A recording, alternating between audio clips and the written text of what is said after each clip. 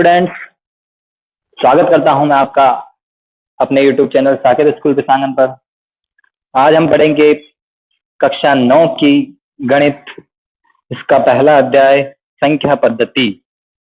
संख्या पद्धति पढ़ने से पहले हमें कुछ बेसिक नंबर्स के बारे में जानना जरूरी है, इसलिए मैं सारी चीजें बेसिक से स्टार्ट करता हूं और मैं यहाँ से भी बेसिक से स्टार्ट कर रहा हूँ। तो अपन पढ़ेंगे अध्याय 1 संख्या पद्धति। संख्या पद्धति जो कि है बड़ी मात्रा आएगी यहाँ। संख्या पद्धति अध्याय 1 संख्या पद्धति। ठीक है, अब संख्या पद्धति पढ़ने से पहले कुछ बेसिक नंबर्स होते हैं, उनके बारे में पढ़ेंगे। सबसे पहले आता है प्राकृत संख्या। प्राकृत संख्या जिसे हम कहते हैं the set of natural number, English में कह सकते हैं नेचुरल नंबर। नेचुरल नंबर और शॉर्टकट में से लिखते हैं एन से। ठीक है, तो प्राकृत संख्या क्या भैया? प्राकृत संख्या वह संख्या जो एक से स्टार्ट होकर अनंत तक चलती है, उन्हें प्राकृत संख्याएं कहते हैं। नेचुरली अपन गिनती कहाँ से बोलना स्टार्ट करते हैं? कोई भी खेल खेलते हैं तो गिनती जैसे पकड़नी खेले तो 1 2 3 4 5 6 7 8 9 10, तो नेचुरल है, वो अपने सबके मुंह से सामान्य रूप में प्राकृतिक रूप में सबके मुंह से एक जैसे निकलती है, इसलिए प्राकृत संख्या हो गई 1 2 3 4 5 एंड सो ऑन, यानी ऐसा का ऐसा आगे तक, इसी प्रकार से। और कहां तक जाएगी? अनंत तक। इसको कहते हैं हम अनंत। क्या कहते हैं? अनंत। इंग्लिश में कहते हैं इन्फिनिटी। इन्फिनिटी। ठीक है, ये हो गया। इसके बाद आता है, एक चीज समझा दूं, दो लगातार प्राकृत संख्या यानी दो क्रमागत प्राकृत संख्याओं, दो क्रमागत, क्रमागत यानी लगातार, दो क्रमागत प्राकृत संख्याओं के बीच में, प्राकृत संख्याओं के बीच में, संख्याओं के मध्य कोई भी प्राकृत संख्या नहीं होती है। कोई भी प्राकृत संख्या नहीं होती है। इस चीज को समझे। कहने का अर्थ है कि 1 और 2 के बीच में और कोई प्राकृत संख्या नहीं है। लगातार यानी 1 और 2, 2 और 3, 3 और 4, तो 2 और 3 के बीच में कोई भी प्राकृत संख्या नहीं है। 3 और 4 के बीच में कोई प्राकृत संख्या नहीं है। इस बात को समझ ले। ठीक है, कहीं सत्य असत्य में सवाल आ सकता है कि दो क्रमागत प्राकृत संख्याओं के बीच में कितनी प्राकृत संख्या होती है? तो कितनी होती है? शून्य होती है। कितनी होती है? शून्य। कोई नहीं होती, मतलब शून्य। ऐसा नहीं है कि 0 होती है, होती नहीं है बिल्कुल ही, यानी कहने का मतलब उनकी संख्या 0 है। ठीक है, अगला है पूर्ण संख्या। क्या है? पूर्ण संख्या। पूर्ण संख्या, पूर्ण संख्या को हम इंग्लिश में कहते हैं होल नंबर। होल नंबर, और इसको अपन लिख सकते हैं W से। ठीक है, होल नंबर कहां से स्टार्ट होगा? 0 से। होल यानी छेद, छेद यानी 0, तो 0 1 2 3 4 5 एंड सो ऑन, और यहाँ अनंत आ जाएगा। क्या आ जाएगा? अनंत। ठीक है, हाँ, सवाल ये आ सकता है कि प्राकृत संख्या में क्या डाला जाए कि वह पूर्ण संख्या बन जाएगा? प्राकृत संख्या में क्या डाला जाएगा? 0 डाला जाएगा, तो वो क्या बन जाएगी? पूर्ण संख्या है। ऐसा कैसा ही है? दो लगातार पूर्ण संख्याओं के बीच में, यानी दो क्रमागत पूर्ण संख्याओं के मध्य कोई पूर्ण संख्या नहीं होती है। कोई पूर्ण संख्या नहीं होती है, यानी दो लगातार पूर्ण संख्या है, 0 और 1, इनके बीच में कोई भी पूर्ण संख्या नहीं होगी। 2 और 3 है तो इनके बीच में भी कोई पूर्ण संख्या नहीं होगी। 3 और 4 है तो इनके मध्य भी कोई पूर्ण संख्या नहीं होगी। ठीक है, प्राकृत संख्या में 0 डाल दिया जाए तो क्या बन जाएगा? पूर्ण संख्या बन जाएगी। क्या सभी प्राकृत संख्याएं पूर्ण संख्या है क्या? हाँ, जितनी भी प्राकृत संख्या है वो क्या है? पूर्ण संख्या है। लेकिन सभी पूर्ण संख्याएं प्राकृत संख्या नहीं है, क्योंकि 0 एक प्राकृत संख्या नहीं है। इस बात को फिर से समझे कि जितनी भी प्राकृत संख्या है वो तो पूर्ण है, यानी प्राकृत है वो तो 100% क्या है? पूर्ण। लेकिन पूर्ण प्राकृत नहीं होती है। जितनी भी पूर्ण संख्या है वो प्राकृत संख्या नहीं है, क्योंकि 0 एक प्राकृत संख्या नहीं है। इस बात को समझ लें। ठीक है, फिर आता है प्राकृत, पूर्ण, फिर आता है पूर्णांक। ठीक है,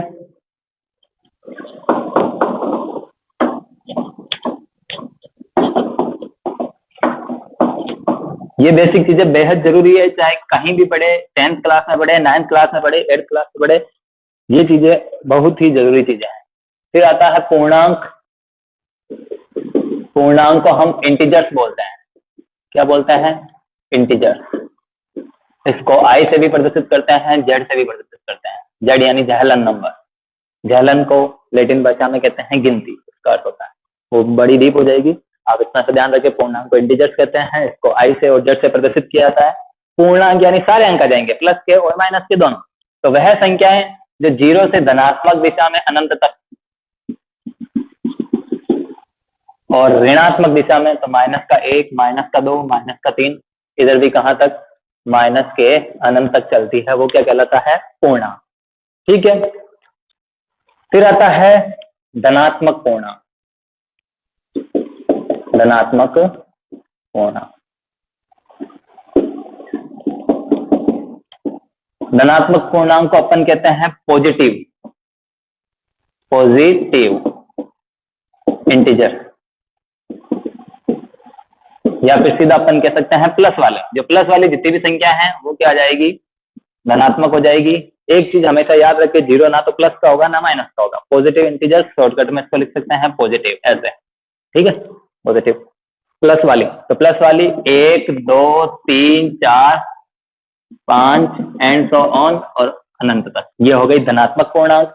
अब आता है ऋणात्मक। ऋणात्मक कौन सी होती है? माइनस वाली।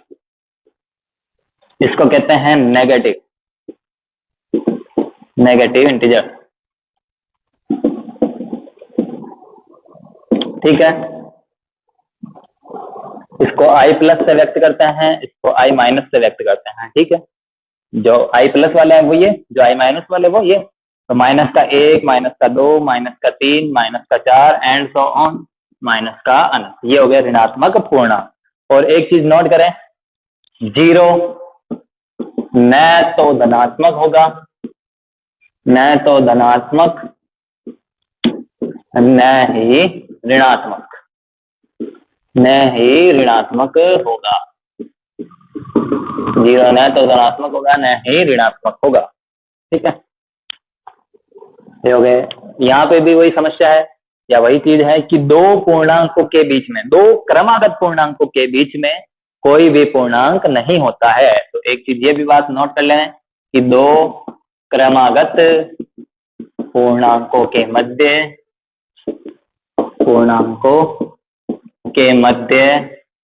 कोई पूर्णांक नहीं होता है। यानी दो लगातार पूर्णांकों के मध्य कोई भी पूर्णांक नहीं होता है। ठीक है, ये चीज नोट कर ले। ऋणात्मक का मतलब नेगेटिव, धनात्मक का मतलब पॉजिटिव, प्लस वाला धनात्मक, माइनस वाला ऋणात्मक। 0 न तो धनात्मक होता है, नहीं ऋणात्मक होता है। दो लगातार पूर्णांकों के बीच में कोई भी पूर्णांक नहीं होते हैं। ठीक है, फिर आता है पूर्णांक के बाद में परिमेय संख्या। ठीक है,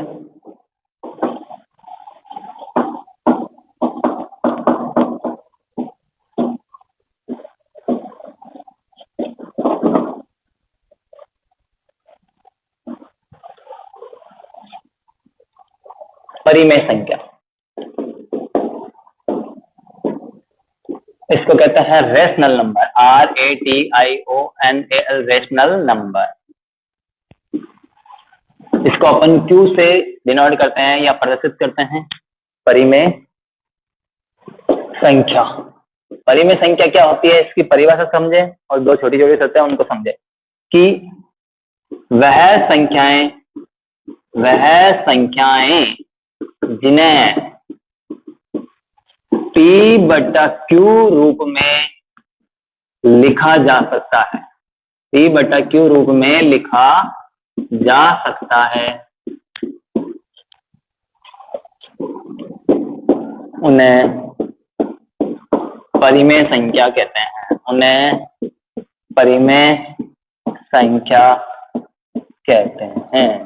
ठीक है, लेकिन कुछ शर्तें हैं। पहली शर्त क्या है, Q बराबर नहीं होना चाहिए किसके? 0 के। यानी Q is not equal to 0। Q बराबर नहीं है किसके? 0 के। और दूसरा क्या होना चाहिए, पी और क्यू क्या होने चाहिए, पूर्णांक होने चाहिए।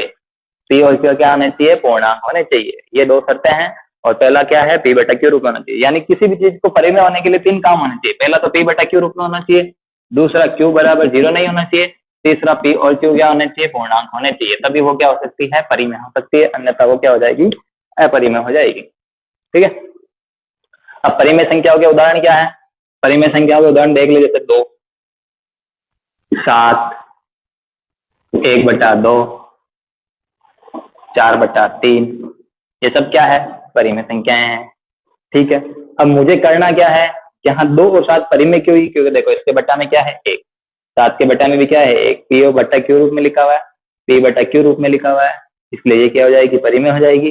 पी और क्यू भी क्या है, पूर्णांक है, 2 और 1 पूर्णांक है, 1 की जगह 0 नहीं। हाँ, एक स्पेशल चीज, 0 क्या भी, 0 परिमेय है क्या, परिमेय, 0 एक परिमेय संख्या है, क्योंकि 0 के बटा में भी क्या लिख सकते हैं, हम 1 लिख सकते हैं। तो ये पी बटा क्यू रूप में हो गया। पी और क्यू 0, पी की जगह 0 हो सकता है, लेकिन क्यू की जगह 0 नहीं होना चाहिए। क्यू की जगह 0 नहीं है, ऊपर 0 हो सकता है, नीचे नहीं होना चाहिए कभी भी, क्योंकि गणित कभी भी 0 का भाग देना अलाउ नहीं करता है। ठीक है। तो नीचे कभी भी 0 नहीं हो सकता है, ये चीज ध्यान रखें। नीचे 1 है यहाँ पर, तो ये पी बटा क्यू रूप में है, पी पूर्णांक है, क्यू भी पूर्णांक है, इसलिए ये परिमेय संख्या हो जाएगी। इसलिए 0 भी क्या है, एक परिमेय संख्या। सवाल आ सकता है, बताइए कि 0 परिमेय है या अपरिमेय, तो 0 एक परिमेय संख्या है। ठीक है। ये सारे एग्जाम्पल हो गए इसके, तो यहाँ 0 भी डाल सकते हैं आप बीच में। ठीक है। फिर आता है अपरिमेय संख्या। उससे पहले एक चीज समझ लेना है, यहाँ साइड में लिख रहा हूं, दो परिमेय संख्याओं, दो परिमेय संख्याओं के मध्य अनंत अनंत परिमेय संख्या होती है, अनंत परिमेय संख्याएं होती है। देखो वहां दो लगातार पूर्णांकों के बीच में कोई पूर्णांक नहीं था, दो लगातार प्राकृत संख्याओं के बीच में कोई प्राकृत संख्या नहीं थी, दो लगातार पूर्ण संख्याओं के बीच में कोई पूर्ण संख्या नहीं थी, लेकिन यहाँ दो परिमेय संख्याएं लगातार हो चाहे कैसे भी हो, उनके बीच में अनंत परिमेय संख्याएं होती है, उनके मध्य अनंत परिमेय संख्याएं होती है। ठीक है। एक चीज और सिखा दूं, परिमेय संख्या ऋणात्मक भी हो सकती है और धनात्मक भी हो सकती है, लेकिन एक चीज ध्यान रखे, भिन्न हमेशा क्या होगी, केवल धनात्मक ही होगी। भिन्न कभी भी ऋणात्मक नहीं होती है, भिन्न सदैव क्या होती है, धनात्मक होती है। भिन्न कभी भी ऋणात्मक नहीं होती है, और परिमेय संख्या धनात्मक और ऋणात्मक दोनों होती है। यानी हर भिन्न क्या होगी, एक परिमेय संख्या होगी, लेकिन जरूर नहीं है कि परिमेय संख्या वो भिन्न हो। यानी प्रत्येक भिन्न एक परिमेय संख्या होगी, लेकिन परिमेय संख्या भिन्न हो आवश्यक नहीं है। प्लस की है तो वो भिन्न हो जाएगी, प्लस की नहीं है तो वो भिन्न नहीं। यानी परिमेय संख्या ऋणात्मक और धनात्मक दोनों होती है, लेकिन भिन्न हमेशा धनात्मक होती है, ये चीज ध्यान रखें। ठीक है, इसको क्लियर कर रहा हूं। अब आता है अपरिमेय संख्या।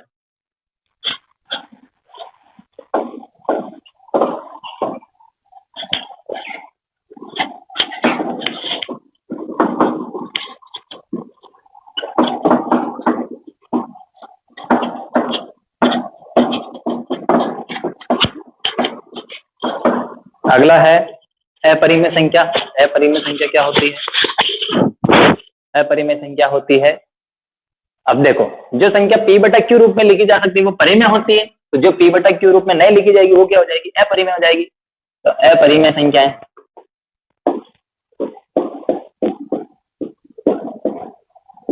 इसको कहते हैं irrational number, irrational number, NUMBER number, या फिर N वो भी लिख सकते हैं। ठीक है। इरेशनल नंबर क्या होता है, वह संख्या जिसे P बटा क्यू रूप में नहीं लिखा जा सकता है, नहीं लिखा जा सकता है, उसे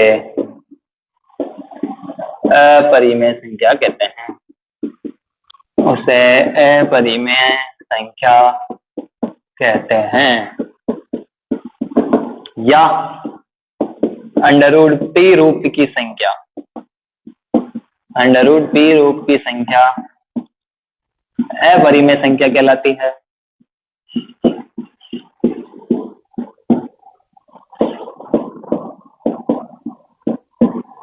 जहां P अभाज्य होना चाहिए या P अभाज्य होना चाहिए।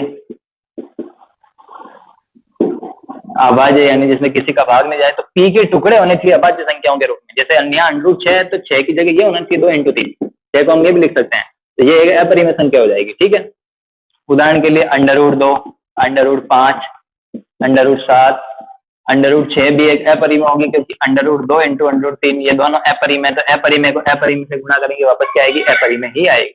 और एक पाई, विशेष ध्यान दें, पाई एक अपरिमेय संख्या होती है, पाई एक अपरिमेय संख्या होती है। ठीक है, ये सारी परिमेय अपरिमेय हो गई। इसके बाद आती है रियल नंबर यानी वास्तविक संख्याएं।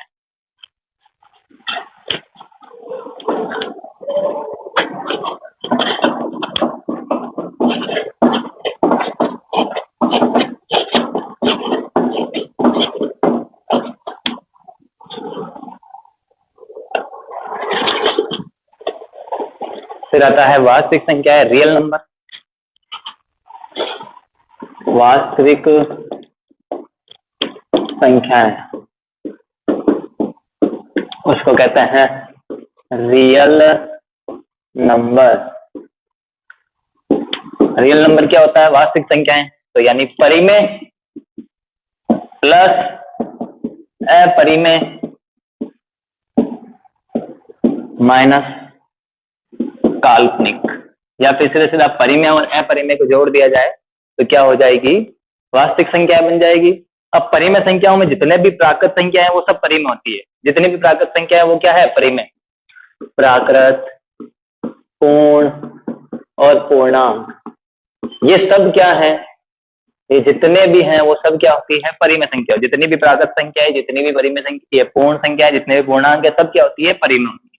ठीक है, परिमेय और अपरिमेय को जोड़ दिया जाता है तो क्या बन जाता है, वास्तविक संख्याएं। ये हो गए आपके बेसिक कंसेप्ट। अब अपन एक अभाज्य संख्या, भाज्य संख्या, सम, विषम, विभाजकता के नियम, ये जब आगे आएंगे तब सिखाएंगे।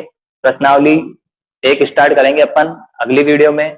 यहाँ तक सारे कंसेप्ट को क्लियर करें और प्रैक्टिस करें। चैनल को लाइक करें, सब्सक्राइब करें, शेयर करें, आपसे पढ़ना स्टार्ट करें। नई कॉपी डालें, फिर कॉपी डाल के काम करना स्टार्ट करें। 9th क्लास की वीडियो भी कंटिन्यूसली डाली जाएगी, पढ़ते जाएं और प्रैक्टिस करते जाएं। धन्यवाद।